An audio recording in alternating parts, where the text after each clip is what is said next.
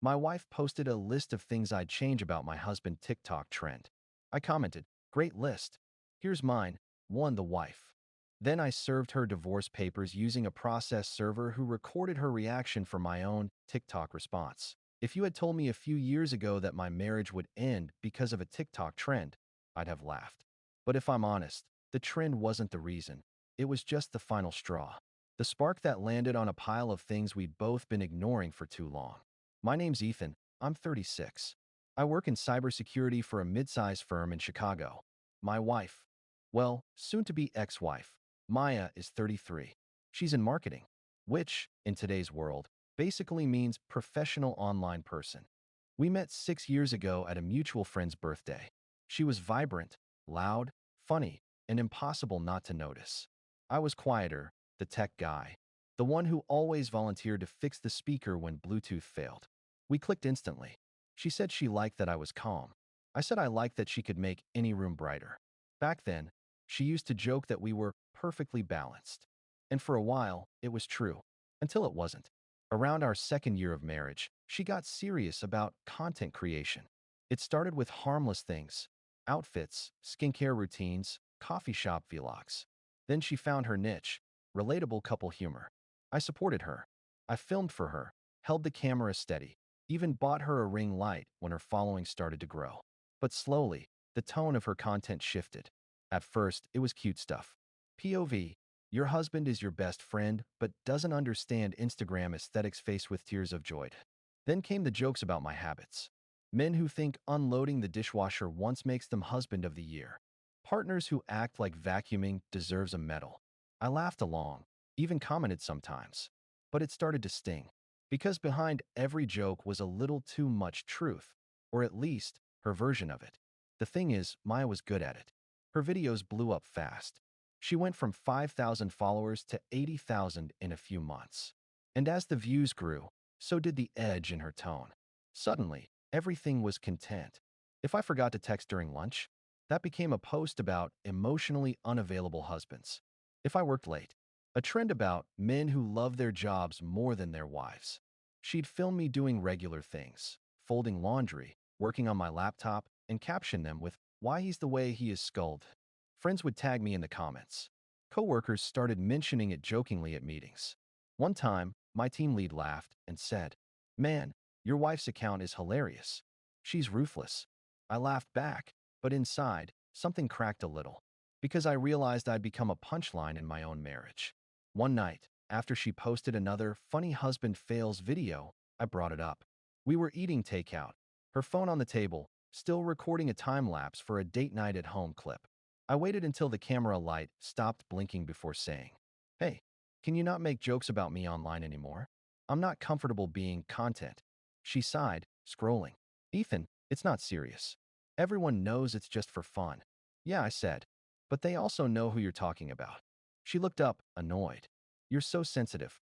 Maybe if you loosened up a bit, you'd go viral too." That one stung more than I expected. I didn't argue. I just cleared the table. She filmed a silent treatment challenge, TikTok, the next day. It got 200,000 views. That's when something in me started to pull back.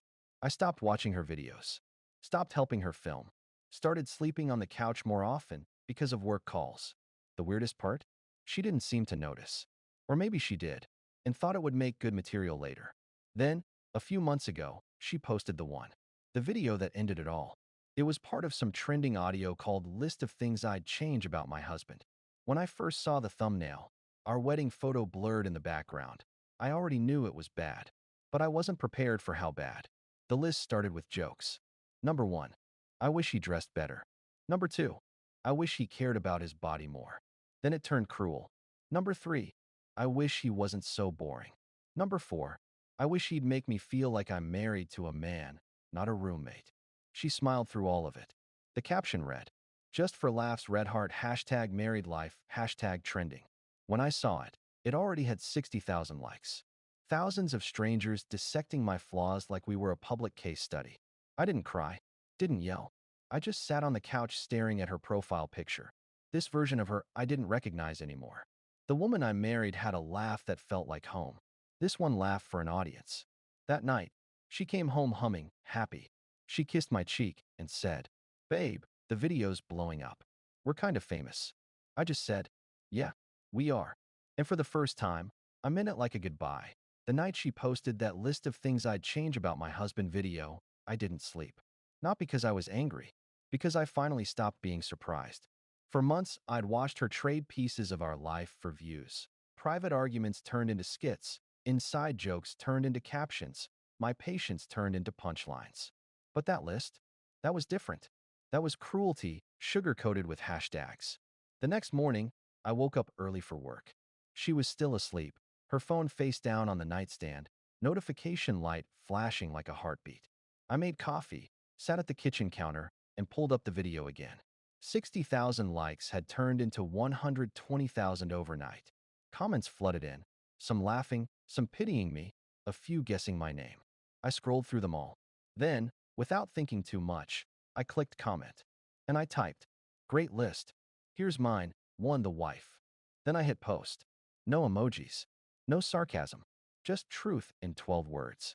I closed the app, poured my coffee, and went to work. By lunchtime, my phone was vibrating nonstop. Messages from friends, co-workers, even my sister. "Dude, did you actually comment that? You're going viral. You're either divorced or a legend." When I checked, the comment had over 300,000 likes. People were stitching her video, duetting it, quoting me. Hashtag One the Wife was trending in small corners of TikTok. Half the internet thought it was hilarious. The other half called me toxic or petty. She called me at least 15 times. I didn't answer. When I came home that night, she was waiting at the door, red-eyed, phone in hand. "What the hell is wrong with you, Ethan?" I took off my shoes, calm as ever. "I responded to your trend." "That was supposed to be funny," she snapped. "You made me look abusive. You made me look like a joke," I said. "I just wrote the punchline." She went quiet for a second. Then her anger kicked back in. "You humiliated me. Everyone's calling me the villain now." I wanted to say, "You did that yourself," but I didn't. I just walked past her and started packing a small duffel bag, toothbrush, laptop charger, a few shirts. "Where are you going?" "Somewhere private. Remember that word." She followed me down the hall, voice rising. "You can't just leave because of a TikTok. You're being ridiculous." I zipped the bag and said, "I'm leaving because of everything before the TikTok." That night, I checked into a hotel near my office. She texted nonstop, apologies, insults, threats, all mixed together. I didn't reply. The next morning, she posted a new video titled, "When your husband can't take a joke, loudly crying face, broken heart, hashtag married life, hashtag minor emotional too." That one barely reached 20,000 views before the comments turned against her. People started posting screenshots of my comment. Her audience split, some defending her, others calling her out. Someone even wrote, "He's not emotional. He's done." That one stayed with me, because it was true. The next few days were chaos. Her friends messaged me. Her manager messaged me. She begged me to delete my comment, said it was ruining her brand. That was when I realized something. She didn't want me back. She just wanted the narrative back under control. So, instead of deleting anything, I contacted a lawyer. We talked through options, quiet separation, mediation, or a clean break. When I told him what happened, he just sighed and said, "You're not the first person whose relationship died on camera." He helped me draft the paperwork. Simple, direct, no drama. And then he asked, "Do you want her to be served privately or officially?" I thought for a moment. Then I said, "Officially. She likes content. Let's give her some." 3 days later, she was filming a brunch vlog with her friends, laughing, sipping a mimosa, talking about manifesting peace. That's when the process server walked up. Politely, calmly. "Excuse me, are you Maya underscore underscore underscore?" Yeah? "You've been served." She laughed, thinking it was a prank. Then she saw the papers. And the camera is still recording. Someone posted the clip online. Caption, "POV, the influencer just got served." It blew up. Millions of views. Hundreds of thousands of comments. The same audience that once cheered for her turned into spectators at her downfall. That night, she called me again. I let it go to voicemail. Her message was short. "You didn't have to do this. You could have just talked to me." I replayed it once, then deleted it, because I had tried to talk dozens of times. She just never put down her phone long enough to listen. I spent the next few weeks handling paperwork and shutting down joint accounts. She went silent online, deleted her TikTok, deactivated Instagram. Her manager emailed me once, asking if I'd consider making a public statement of mutual respect to de-escalate the online reaction. I wrote back one sentence. No statement needed. I respect silence. It's strange watching your relationship become public entertainment. For strangers, it was juicy drama. For me, it was closure, slow, painful, necessary. She wanted attention. She got it. I wanted peace. I earned it. Update 1. I thought that after the papers were served, it would be over. That was naive. In real life, things end quietly. But online, they end loud. The video of her being served spread faster than anything she'd ever made. Millions of views, thousands of comments, and a flood of duets from random accounts using dramatic music and captions like, "When karma's a process, server nail polish." He gave her exactly what she wanted, attention. POV, when you make your husband content, and he makes you a case file. I didn't share it. I didn't even comment. But I saw it everywhere, reposted, remixed, dissected. Someone even uploaded a slowed-down version with cinematic music and the title, "The End of a Marriage in 8 Seconds." It hit me then. This wasn't closure. This was spectacle. And I was the unwilling co-star. My phone blew up again. Old friends, co-workers, even my parents. My mom texted me, "I'm proud of you, but also, honey, did you have to make it public?" That one stung. Because the truth is, I didn't. I never told anyone to post the video. I never intended for it to become content. But once the cameras were rolling, it didn't matter what I wanted anymore. A few days later, she called. For the first time in weeks, I picked up. Her voice was shaky. Not angry this time, just tired. "I lost my brand deals, Ethan. They said I'm too controversial. I can't even post without getting hate comments." I said nothing. "You got what you wanted. You humiliated me. Congratulations." "No," I said quietly. "I wanted peace. The internet gave us chaos." She started crying, quietly at first, then louder. "You don't understand, Ethan. Everyone hates me now. They think I'm a monster." "I don't think you're a monster," I said. "I think you forgot the difference between attention and love." She hung up without saying goodbye. A week later, a journalist from an online news site emailed me asking if I'd give a statement about the viral divorce trend. I declined. They ran the article anyway. The title, "TikTok Influencer Learns a Hard Lesson About Oversharing," courtesy of her husband. It wasn't cruel, but it was reductive, because it turned something deeply personal into a headline. Exactly what she'd been doing all along. My lawyer told me to stay off social media, and I did. For 3 months. I deleted every app except email and banking. In that time, I learned something surprising.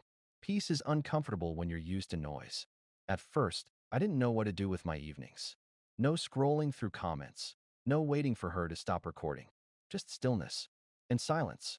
Real silence. It was like my brain didn't trust it at first, like it was waiting for another notification that never came. The divorce went through without issue. No kids, no major assets, no drawn-out court drama. Just signatures, notarizations, and one last handshake in a quiet conference room. She didn't look at me. I didn't look at her. When it was done, I walked to my car and sat there for a while, watching the rain hit the windshield. I expected to feel vindicated. Instead, I just felt empty.